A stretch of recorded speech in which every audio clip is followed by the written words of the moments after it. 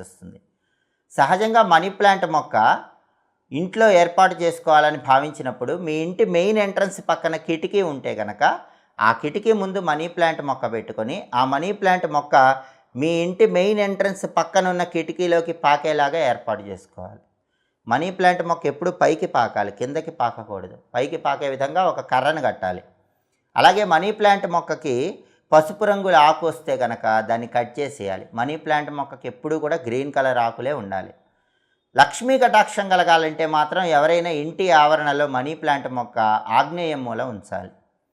Money plant మొక్క ఆగ్నేయం మూల ఉంచి ప్రతి శుక్రవారం సాయంకాలం పూట ఆ మనీ ప్లాంట్ మొక్కకు ఒక ఎరుపు రంగు దారం చుట్టి అక్కడ ప్రమిదలో ఆవు నెయ్యి పోసి దీపం పెట్టాలి. శుక్రవారం సాయంకాలం పూట ఆగ్నేయం మూల మనీ ప్లాంట్ మొక్క దగ్గర ఆవు నెయ్యి దీపం పెట్టడం, ఎరుపు రంగు దారం మనీ ప్లాంట్ మొక్క కట్టడం ద్వారా లక్ష్మీదేవి ఇంట్లో శాశ్వతంగా